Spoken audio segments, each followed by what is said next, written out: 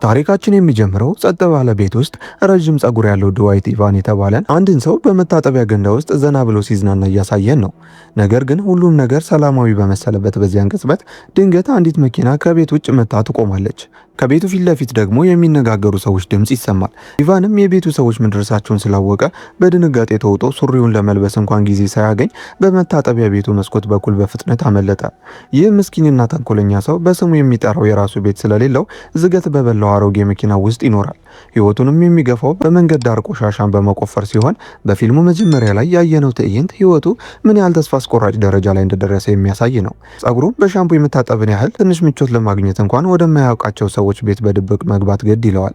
ኢቫን ሁለቱም ወላጆቹ ከተገደሉ በኋላ በከባድ የመንፈስ ጭንቀት ውስጥ ወድቆ ለብዙ ዓመታት እንደ ጎዳና ተዳዳሪ ሆኖ አሳልፏል። ከዚህ አሳዛኝ ክስተት ጀምሮ ሙሉ በሙሉ በህይወት ውስጥ የጠፋና እንደ ተራ ሰው ሆኖ የማይኖር ሰው ሆኗል። ስለ ገንዘብ፣ ስለ ፍቅር ወይም ስለ ትዳር አጋር ትኩረት እንኳን አይሰጥም። በህይወቱ ውስጥ አንድ ዓላማ ብቻ ነው የቀረው። እሱም ለእናቱና ለአባቱ ሞት የበቀል እርምጃ መውሰድ። በውስጡ የታመቀው ያ ጸጥተኛ አውሎ ንፋስም አሁን ሊጀምር ነው። አንድ ቀንም ሌሊቱ ጸጥ ባለ መንገድ ዳር ቀኑን ሙሉ ምንም ሳይበላ ለማረፍ ተቀመጠ። ለተወሰነ ጊዜ መጽሐፍ ከነበበ በኋላም ቀስ በቀስ በመኪናው ውስጥ እንቅልፍ ወሰደው። ብዙም ሳይቆይ ንጋት ላይ ግን ድንገት አንዲት ሴት የፖሊስ መኮንን ኢቫንን ከእንቅልፉ ቀስቅሳ ከእርሷ ጋር ወደ ፖሊስ ጣቢያ እንዲመጣ አዘዘችው። ሙሉ በሙሉ ግዴለሽነት በሚታይበት ስሜትም ይህ የሆነው ከአንድ ቀን በፊት የአንድን ሰው ቤት ሰብሮ ስለገባ ነው ብሎ አስቦ ነበር። ግን ምክንያቱ ያልነበረ። ፖሊሷ የፈለገችው ከ20 ዓመታት በፊት የኢቫንን ወላጆች የገደለው ዋድ ክሌላንድ ከእስር ቤት ሊፈታ መሆኑን ለመንገር ነበር። ዋድ ክሌላንድ ሊገለው እንደሚችል በመስጋትም ኢቫን አስተማማኝ ቦታ እንዲፈልግና አልፎ ተርፎ ፖሊስ ጣቢያ ውስጥ እንዲቆይ መከረችው። ነገር ግን ኢቫን የፖሊሷን ምክር ከመቀበል ይልቅ የተለየ ውሳኔ አደረገ። ለሁለት አስርተ ዓመታት በውስጡ አምቆት የኖረው ቁጣ እንደገና መቀጣጠል ጀመረ። በመጨረሻም ቢሆን ለመበቀል ቆርጧል። ከመደበቅ ይልቅ በቀጥታ ወደ ትውልድ ከተማው ቨርጂኒያ ያ የደም ጠላቱ ዋድ ክሌላንድ ወደሚኖርበት ቦታ መራ። እቅዱን ከመተግበሩ በፊት ግን ራሱን ለማዘጋጀት ይሞክራል። መሳሪያ ለመግዛት በማሰብም ወደ አንድ የጠመንጃ መሸጫ ሱቅ ይሄዳል። ነገር ግን በሚያሳዝን ሁኔታ መሳሪያዎቹ በጣም ውድ ነበሩ። ከቀናት በፊት የሰረቃት ትንሽ ገንዘብ ደግሞ ለዚህ በቂ አልነበረችም። ለዚሁም በተስፋ መቁረጥ ስሜት ተገፋፍቶ ከሌሊት ክለብ ጀርባ ወደሚገኝ የመኪና ማቆሚያ ቦታ በማምራት የቆሙ መኪኖችን መፈተሽ ጀመረ። በመጨረሻም እድል ቀንቶት በአንደኛ መኪና ውስጥ መሳሪያ አየ። በእርጋታም የመኪናውን መስኮት በመስበር ሽጉጡን ሰረቀ። ሆኖም ሊጠቀምበት ሲሞክር ግን በሚያሳዝን ሁኔታ እንደማይሰራ ተረዳ። አሁን ሽጉጥ የሌለው ኢቫን ይበልጥ አደገኛ እርምጃ ለመውሰድ ወሰነ። እስር ቤት ደጃፍ ላይ ሆኖ ዋድ ክሌላንድን መጠበቅ ጀመረ። ዋድም ብዙም ሳይቆይ ከእስር ተለቀቀ። የክሌላንድ ቤተሰቦችም በቅንጦት ሊሞዚን መኪና ሊቀበሉት መጡ። ኢቫንም በጥንቃቄ እየተከታተለ ተሽከርካሪውን ወዴት እንደሚያመራ ማየት ጀመረ። ዋድ ክሌላንድና ቤተሰቡ ከእስር መፈታቱን ለማክበር ወደ አንዲት የካራኦኬ ባር ደረሱ። ኢቫንም አሮጌ መኪናው ውስጥ ሆኖ አካባቢውን በጸጥታ ይከታተል ጀመር። ጊዜው ሲደርስም በኋለኛው መግቢያ በኩል ሾልኮ ገባ። ሽጉጥ ስለሌለውም የያዘው ብቸኛ መሳሪያ ተራ ቢላዋ ብቻ ነበር። ዋድን እንዴት እንደሚገለው እያሰበም በኋለኛው ኮሪደር ውስጥ በዝግታና በጥንቃቄ ይንቀሳቀሳል። ፊቱም በውጥረትና በአድሬናሊ ተሞልቷል። ምክንያቱም ከዚህ በፊት ማንንም ገሎ አያውቅም።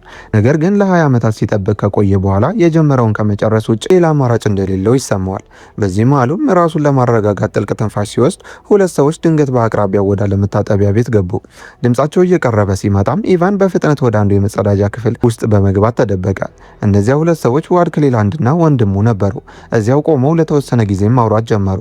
በዚህ መሃል ግን የዋድ ወንድም ወደ መጠጥ ቤቱ ሲመለስ ኢቫን በዚህች አጭር ቅጽበት ጥቃት ለመሰንዘር ትክክለኛው አጋጣሚ መሆኑን ተረዳ። ዋድ ፊቱን ሲታጠብ በድብቅ እየተመለከተው ስለነበርም በድንገት አሰቃቂ ጥቃት ሰነዘረበት።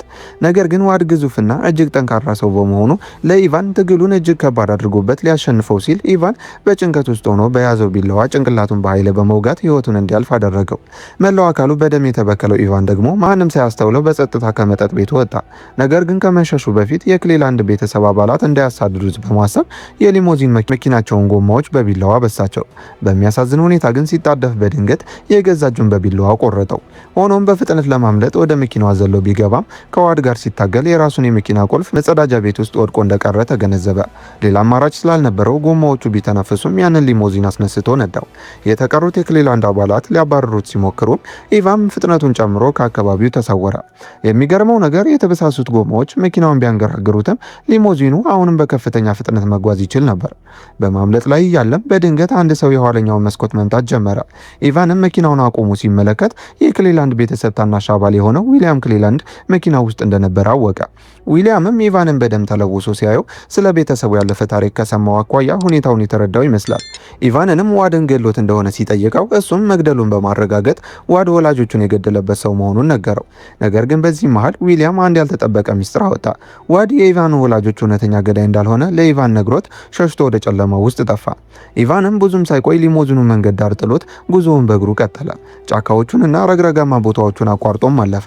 አካባቢው ደህንነቱ የተጠበቀ መሆኑን ካረጋገጠ በኋላም ወደ አንዲት ባዶ ቤት ሾልኮ ገባ። እዚያም ረዣዥም ጸጉሩና ጺሙን ተላጭቶ ከቁም ሳጥን ውስጥ ንጹህ ልብሶችን ሰረቀ። ታጥቦና ንጹህ ልብስ ለብሶም ጉዞውን ለመቀጠል ተዘጋጀ። ነገር ግን ከመሄዱ በፊት ስለ ዋድ ክሌላንድ ግድያ በዜና የተባለ ነገር እንዳለ ለማየት ቴሌቪዥኑን ለአጭር ጊዜ ሲከፍት ስለ ግድያው የተነገረ ምንም አይነት ዜና አልነበረም። እሱም የተበላሸ የሆነ ነገር እንዳለ ስለተረዳ ለብዙ ዓመታት አይቷት ወደማያውቀው ታናሽ እህቱ ሳም ቤት በፍጥነት አመራ። እህቱ ሳምም ወደ ስራ ልትሄድ ስትል ወንድሟን ድንገት ከፊቱ አቆሙ ስታየው በድንጋጤ ደረቀች። ለዓመታት ሳይታዩ በመቆየታቸውም ስሜቷን መደበቅ አቅቷት ነበር። የዕለት ፕሮግራሟን ሰርዛም ኢቫንን አቅራቢያቸው ወዳለች ትንሽዬ ካፌ ቡና ልትጋብዘው ወሰደችው። በዚህ መሃልም አብረው ተቀምጠው ሳለ ሳም ከዚህ ሁሉ ጊዜ በኋላ ስለ ህይወቱ ጠየቀችው። ኢቫንም ዋድ ክሌላንድን እንደገደለው በእርጋታ ነገራት። ሳም ይህንን ስትሰማ ለጥቂት ሰከንዶች በድንጋጤ ዝም አለች። በአንድ በኩል የወላጆቻቸውን ገዳይ መጨረሻውን እንዳገኘ በማወቋ ውስጣዊ እፎይታ ተሰምቷት ነበር። ሆኖም የዋድ ሞት በዜና ለመዘገቡን ሲነግራት ግን የክሌላንድ ቤተሰብ ፖሊስ ሳያውቅ በራሱ የበቀል እርምጃ ሊወስድ ይችላል የሚል ከባድ ስጋት ገባት። በዚህ መሃል ብዙም ሳይቆይ የራሷ ልጆች እንዳላት ነገረችው። ኢቫን ይህንን ሲሰማ የፊቱ ገጽታ ተለወጠ። የክሌላንድ ቤተሰብ እነሱንም ኢላማ ሊያደርጋቸው እንደሚችል በመፍራት ወዲያውኑ ወደ ቤቷ እንዲመለሱ አሳሰበ። እንደ እድል ሆኖም የሳም ትናንሽ ልጆች ደህና ነበሩ፣ ምንም ጉዳት አልደረሰባቸውም። በመቀጠልም ኢቫን የገዛ መኪናውን ዋድን በገደለበት ቦታ ጥሎት እንደመጣና የመኪናው የባለቤትነት ማረጋገጫ ሊብሬ ደግሞ ከሳም የቤት አዳራሽ ጋር የተገናኘ መሆኑን ተናዘዘ። በዚህም ምክንያት ሁኔታው እስኪረጋጋ ድረስ ሳም ልጆቿን ይዛ ለተወሰነ ጊዜ ቤቷን ለቃ ደህንነቱ ወደ ተጠበቀ ቦታ እንድትሄድ ጠየቃት። በዚያች ሰዓት ኢቫን ስለ እህቱና ልጆቿ ደህንነት በግልጽ ተጨንቆ ነበር። ሳም ግን የእሱ ድርጊት እሷንና ትናንሽ ልጆቿን ወደ አደጋ እያስገባቸው መሆኑን ስትገነዘብ በንዴት ጠውፈች። በመሆኑም መጀመሪያ ላይ ኢቫን ቤቱን ለቃ እንድትወጣ ያቀረበላትን ጥያቄ በፍጹም አልቀበልም አለችው። ይሁን እንጂ በጥንቃቄ ካሰበች በኋላ በመጨረሻም ተስማምታ ልጆቿን ይዛ ለጊዜው ከአካባቢው ትርቃለች። ኢቫንም እሷ ከሄደች በኋላ የክሌላንድ ቤተሰቦች እሱን ፍለጋ ቢመጡ ራሱን ለመከላከል ተዘጋጀ። በቤት ውስጥ ሽጉጥ ስለሌለም ከማከማቻው ክፍል ውስጥ አካፋ ወስዶ እነሱን ለመጋፈጥ እንደ መሳሪያ ለመጠቀም አቀደ። ሙሉ ቀኑንም በንቃት አካባቢውን ሲጠብቅ ዋለ። በዚህ መልኩም ሰዓታት አለፉ። እሱም በድካም ብዛት እንቅልፍ ወሰደው። ይሁን እንጂ እስከ ከሰዓት ድረስ ግን ከክሌላንድ ቤተሰብ ወገን የታየ ምንም አይነት ምልክት አልነበረም። ኢቫንም የተወሰነ ጊዜ ካሳለፈ በኋላ የድሮ የቤተሰብ ፎቶ አልበሞችን እየተመለከተ የሚወደውን የወተት ሻይ በማዘጋጀት ላይ ሳለ ብዙም ሳይቆይ ከሳም ቤት ፊት ለፊት የመኪና ድምጽ ተሰማ። መኪናውም የኢቫን የራሱ መኪና ሲሆን በውስጡም የክሌላንድ ቤተሰብ አባላት ነበሩበት። ኢቫንም ወዲያውኑ ራሱን በማዘጋጀት መብራቶቹን አብርቶ የውሃ ቧንቧውን ከፈተው። ይህም በቤት ውስጥ ያለ ይመስል ግራ እንዲጋቡ ለማድረግ የተጠቀመበት ዘዴ ነበር። ነገር ግን በአንድ ጊዜ ሁለት ሰዎችን መዋጋት እንደማይችል ሲገነዘብም እነሱን ፊት ለፊት የመጋፈጥ ሀሳቡን ትቶ በፍጥነት የሚደበቅበትን ቦታ እየፈለገ ሳለ የመኪናውን ትርፍ ቁልፍ ያገኛል። እንዳለመታደል ሆኖ ግን የክሌላንድ ወንድሞች ወደ ቤቱ ሰብረው በመግባት ኢቫንን እንዲሮጥ አስገደዱት። በዚህ መሃል ለአፍታ አይናቸውን ሲነቅሉለት ግን በፍጥነት ወደ መኪና ውስጥ ዘለው በመግባት ለማምለጥ ሞከረ። ሆኖም ከመካከላቸው አንዱ የሆነው ቴዲ ክሌላንድ ይመለከተውና ያሳድደዋል። ኢቫንም ያለምንም ማመንታት መኪናውን በቀጥታ ወደ ቴዲ ነዳውና ገጭቶ ራሱ እንዲስት ካደረገው በኋላ እውነተኛ ዓላማቸው እሱን ለመግደል ወይስ እህቱን ሳምን ለመጉዳት መጥተው እንደሆነ ማረጋገጥ ፈለገ። በወቅቱ የሚያሳስበው ነገር እህቱን ወደዚህ ግጭት ውስጥ እንዳይጎትቷት ነበር። ነገር ግን ቴዲ መልስ ሳይሰጥ ሲቀር ኢቫን አስክሬን የመሰለው ሰውነቱን ወደ መኪና የኋላ ዕቃ መጫኛ ጎትቶ በማስገባት ለመሄድ ሲዘጋጅ በድንገት ሌላው የክላድ ቤተሰብ አባል ካርል ብቅ ብሎ ቀስት በመተኮስ ደረቱን ያቆስለዋል። ኢቫን ከባድ ሕመም ቢሰማውም መንዳቱን ቀጥሎ አመለጠ። ጠዋት ላይም ጸጥ ባለ እርሻ ላይ መኪናውን አቁሞ ቴዲ ሞቶ ሊሆን እንደሚችል በማሰብ አስክሬኑን በደንብ አጣጥፎ መኪናው ውስጥ አስቀመጠው። ከዚያም ትከሻው ላይ የተሰካውን ቀስት ለማስወገድ እንዲረዳው ወደ አንድ ትንሽ ሱቅ ይሄዳል። ሆኖም ህመሙን ሊቋቋምበት የማይቻል ሆኖበታል። ወደ ሆስፒታልም ለመሄድ ተገደደ። እዚያም የሆስፒታል መቀበያ ጠረጴዛ ፊት ለፊት በድንገት ወደቀ። ንቃተ ህሊናውን ሲያገኝ ግን በሰውነቱ ላይ የነበረው ቁስል ተሰፍቶ በማየቱ ተገረመ። ነገር ግን የሕክምና ክፍያውን መክፈል እንደማይችል ሲረዳ በጸጥታ ከሆስፒታል ሾልኮ ወጥቶ ወደ መኪናው ተመለሰ። መኪናው ጋር ሲደርስ ግን ቴዲ ገና ገና በህይወት እንዳለና ከመኪናው የኋላ ክፍል ለመውጣት እየጮኸ እንደሆነ አወቀ። ነገር ግን ጩኸቱን ችላ በማለት ልብሱን ለመቀየርና በቤት ውስጥ ያለውን ቆሻሻ ለማጽዳት ወደ ሳም ቤት ተመለሰ። ጽዳቱን ከጨረሰ በኋላም ቴዲ አሁንም ከመኪናው ውስጥ ሆኖ ሲታገልና ሲጮህ ይሰማው ነበር። ሆኖም ሽጉጡን እስኪያገኝ ድረስ ቴዲ ለመልቀቅ ምንም ፍላጎት እንደሌለው ግልጽ አደረገ። ቀጥሎም አንድ ትንሽ የተኩስ ልምምድ ቦታ የሚያስተዳድር የድሮ ጓደኛ የሆነውን ቤንን ለማግኘት ወዲያውኑ ጉዞ ጀመረ። ከብዙ ፍለጋ በኋላም በመጨረሻ ያገኘውና ሽጉጥ እንዲያበድረው ይጠይቀዋል። ቤንም ጥያቄ ሳያበዛ ያለውን ምርጥና ያልተመዘገበ ሽጉጥ ሰጠው። ነገር ግን ጓደኛው መሳሪያ በመጠቀም ረገድ ምንም አይነት ልምድ እንደሌለው ስለተረዳ መጀመሪያ እንዴት መተኮስ እንዳለበት ሊያስተምረው ቢሞክርም ኢቫን ግን ፈቃደኛ አይሆንም። ቤንም ጓደኛው ወደዚህ አደገኛ ሁኔታ እንዲገባ አልፈለገም። ኢቫንም የመኪናውን የኋላ ኮፈን ከፍቶ ቴዲን በሽጉጥ እያስፈራራ መጠየቅ ጀመረ። ቴዲም በዚህ ውጥረት በተሞላበት ሰዓት አንድ አስደንጋጭ እውነት ተናገረ። ዋድ ክሌላንድ የእሱን ወላጆች የገደለው ሰው አልነበረም። ከ20 ዓመታት በፊት የእሱ አባት ከክሌላንድ ቤተሰብ ሚስት ጋር የፍቅር ግንኙነት ነበረው። ባለቤቷም ይህንን ክህደት ሲያውቅ በከፍተኛ ቁጣ ተሞላ። ቢግ ዋድ በመባል የሚታወቀው ያው ሰውም የኢቫንን አባት በበቀል እርምጃ ገደለው። እናቱ ደግሞ በጥቃቱ ወቅት አብራ በነበረችው መኪና ውስጥ በመገኘቷ እንጂ የእሱ ዓመት የታቀደ እንዳልነበረና እውነተኛው ገዳይ ቢግ ዋድ እንጂ ዋድ ክሌላንድ እንዳልሆነ አስረዳው። ቢግ ዋድ በካንሰር ከሞተ በኋላ ግን የቤተሰቡን ስም ለመጠበቅና አባታቸው እስር ቤት እንዳይሞት ለመከላከል ሲባል ልጁ ዋድ ጥፋቱን ወስዶ እንዲታሰር ተደረገ። ዋድ ባልፈጸመው ወንጀል ለዓመታት በእስር ቤት ካሳለፈ በኋላ ገና እስር መፈታቱ ነበር። ኢቫንም እውነቱን ከሰማ በኋላ ስሜቱ ተረበሸ። እንደዛም ሆኖ ግን ምላሽ አልሰጠም፣ ምክንያቱም ያለፈውን ሊቀለብሰው አይችልም። በምትኩ የቀሩትን የክሌላንድ ቤተሰብ አባላት ደውሎ ስብሰባ እንዳዘጋጅ ለቴዲ ነገረው። ቴዲም ታናሽ ወንድሙ ከኢቫን ጋር ማውራት እንደሚፈልግ ተናግሮ ስልኩን እንዲቀበለው ጠየቀው። ነገር ግን ኢቫን ስልኩን እንደተቀበለ ነገሩ ሁሉ ተንኮል እንደነበር ግልጽ ሆነ። መስመሩ ላይ ማንም አልነበረም። ቴዲም ይህንን አጋጣሚ በመጠቀም በድንገት ጠመንጃውን ነጥቆ በቀጥታ ወደ ኢቫን ፊት አመለከተ። ቤት ውስጥ ማንም የለም፣ አንተ ደደብ፣ አሁን ማን እንደሚያድንህ እናያለን ሲልም አፌዘበት። ነገር ግን ቃታውን ከመሳቡ በፊት አንድ ጥይት ተተኮሰ። ቴዲም ፊቱ ላይ ተመቶ ወዲያውኑ ሞተ። ተኩሱ የመጣው ኢቫንን በድብቅ ተከትሎት ከመጣው ጓደኛው ቤን ነበር። አስክሬኑንም ወደ መኪናው የኋላ ዕቃ መጫኛ ውስጥ መለሱት።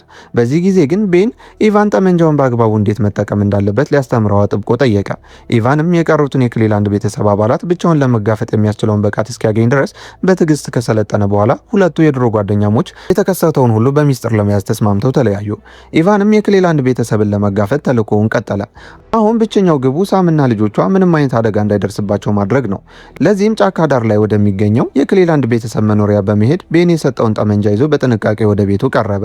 ነገር ግን ቤቱ ባዶ ስለነበር በህንፃው ውስጥ ያገኛቸው መሳሪያዎች ሁሉ ሰብስበው በአቅራቢያው ወደሚገኝ ሐይቅ ወስዶ በመጣል የክሌላንድ ቤተሰብ በሱ ላይ ሊጠቀምባቸው እንደማይችል አረጋገጠ። የቴዲንም አስክሬን በወላጆቹ ሞት ተጠያቂ በነበረው በቢግ ዋድ መቃብር አጠገብ ከቀበረው በኋላ በጣም ደክሞትና ዝሎ የክሌላንድ ቤተሰብ የቤት ስልክ ላይ መልእክት አስቀመጠ። መልእክቱም ቴዲ መሞቱን የሚገልጽና ሳምን በዚህ ግጭት ውስጥ እንዳያስገቧት የሚጠይቅ ሲሆን በተጨማሪ ሁለቱ ወገኖች አሁን እኩል በመሆን እያንዳንዳቸው ሁለት የቤተሰብ አባል ማጣታቸውን ገለጸላቸው። እዚህ ላይ አክሎም ሰላም መፍጠሩ ወይም እስከ መጨረሻው መዋጋት እንደሚፈልጉ አንድ የመጨረሻ ምርጫ ቀረበላቸው። ከዚህ በኋላ ግን ቤቱን ወደ መከላከያ ቦታነት መለወጥ ጀመረ። ጠረጴዛዎችንና ወንበሮችን በመደርደር ጸጥ ያለውን ቤት ወደ ውጊያ ሜዳ ቀየረው። በዚህ መሃል ደክሞት የነበረ ቢሆንም ነቅቶ የቀሩትን የክሌላንድ ቤተሰብ አባላት እስኪመጡ ድረስ ጠበቀ። ነገር ግን ለሰዓታት ማንም አልመጣም። በማግስቱ ምሽት ግን የቀሩት 3 የክሌላንድ ቤተሰብ አባላት በመጨረሻም ቢሆን ደርሰው ወደ ቤቱ ገብተው ኢቫን ትቶት የሄደውን መልእክት አገኙ። ኢቫንም ከግድግዳው ጀርባ ተደብቆ ምላሻቸውን በጸጥታ ይከታተል ነበር። ነገር ግን ካርል የኢቫንን የሰላም ጥሪ ውድቅ አደረገው። ይልቁንም ሳምንና ልጆቿን ስለማሳደድ ማውራት ሲጀምር ኢቫን ግጭቱን በሰላም ለመጨረስ ያደረገው ሙከራ እንደከሸፈ ተረዳ። በቁጣ ተሞልቶም ወዲያውኑ ተኩስ ከፈተ። ካርልም በጥይት ተመቶ እዚያው ሞተ። አሁን በቤት ውስጥ በህይወት የተረፉት 2 ሰዎች ብቻ ነበሩ። አንደኛዋ የክሌላንድ እናት ስትሆን እሷም በአንድ ወቅት ከኢቫን አባት ጋር ግንኙነት የነበራት ሴት ነች። ሁለቱ ሴቶችም ኢቫንን ለማስፈራራትና እንደሚገሉት በመንገር ሊያንበረክኩት ሞከሩ። ነገር ግን መሳሪያ የያዘው ኢቫን በመሆኑ ማስፈራሪያቸው ምንም ዋጋ አልነበረውም። በዚያች ቅጽበት ቀደም ሲል ሰላም ለማውረድ የነበረው ሀሳብ ሙሉ በሙሉ ተለወጠ። ኢቫንም አሁን ግጭቱን ለማስቆም ብቸኛው መንገድ የክሌላንድን ቤተሰብ ሙሉ በሙሉ ማጥፋት እንደሆነ አመነ። እነሱ ግን እየተንገዳገዱም ቢሆን ሳምንና ልጆቿን ዳግመኛ እንደማይነኳቸው ቃል ገቡለት። ነገር ግን ኢቫን ከዚህ በኋላ የሚሉትን ማንኛውም ነገር ለማመን ዝግጁ አልነበረ። ይህ በእንዲህ እንዳለ የቤተሰቡ ታናሽ አባል ዊሊያም በጸጥታ ከኢቫን ጀርባ ሾልኮ ወጣ። ይህ ልጅ ቀደም ሲል ኢቫን ሊሞዚን ውስጥ ያገኘው ያው ልጅ ነበር። መሳሪያ ይዞ በመምጣትም ኢቫን ላይ ተኮሰ። የተቀሩት የቤተሰብ አባላትም ድጋሚ ተኩሶ እንዲገለው ልጁን ይገፋፉት ጀመር። ዊሊያም ግን አመነታ። እጆቹን በፍርሃት ይንቀጠቀጡ ነበር። ኢቫን ምንም እንኳን በጣም ቆስሎ የነበረ ቢሆንም ጠመንጃውን ነጠቀው። ነገር ግን እሱን ከመግደል ይልቅ ምህረት በማሳየት የእሱን መኪና ተጠቅሞ ከአካባቢው እንዲጠፋና እንዲያመልጥ ነገረው። አሁን በዚያ ወደ ጦር ሜዳ በተለወጠው ቤት ውስጥ የቀሩት ሰዎች ብቻ ነበሩ። በመጨረሻዎቹ ጊዜያት ኢቫን በክሌላንድ እናትና በአባቱ መካከል ስለነበረው ግንኙነት አሰላሰለ። ያ የክህደት ታሪክ ነው ሁሉንም ነገር የቀሰቀሰው፣ በመጨረሻም ለወላጆቹ ሞት ምክንያት የሆነው። ለዚህም የጥፋቱን ጫፍ በሴትዮዋ ላይ አዋለው። የእሷ ድርጊት ሁለቱንም ቤተሰቦች እንዳወደመና ሁሉንም ወደዚህ አሰቃቂ ፍጻሜ እንዳመጣ ነገራት። ሴትዮዋም በዚህ ክስ ተበሳጭታ ከወንበር ስር ተደብቆ የነበረ ጠመንጃ በድንገት መዘዘች። ቀጥሎ የሆነው ግን አሸናፊ የማይወጣበት የመጨረሻውና ተስፋ አስቆራጭ የተኩስ ልውውጥ ነበር። ከሩቅ ሆኖ ውጤቱን የሚከታተለው ዊሊያም በሌሊቱ ጨለማ ውስጥ ኢቫንና የተቀሩት የቤተሰብ አባላት በሙሉ በቤት ውስጥ ተረፍርፈው እንደሞቱ ሲመለከት እያለቀሰና እየተንገዳገደ ኢቫን ወደ ተወለት መኪና መራ። ታሪካችንም ሁለቱንም ቤተሰቦች ያወደመ አሳዛኝ ፍርስራሽ ብቻ ቀርቶ እያሳየን ያበቃል። የዛሬው የፊልም ታሪካችንም ይህን ይመስል ነበር። ቀጣይ የምንለቃቸው የፊልም ታሪኮች እንዲደርሷችሁ ቪዲዮውን ላይክ፣ ቻናሉን ደግሞ ሰብስክራይብ አድርጋችሁ የደወል ምልክቷን በመንካት ቤተሰብ ይሁኑ።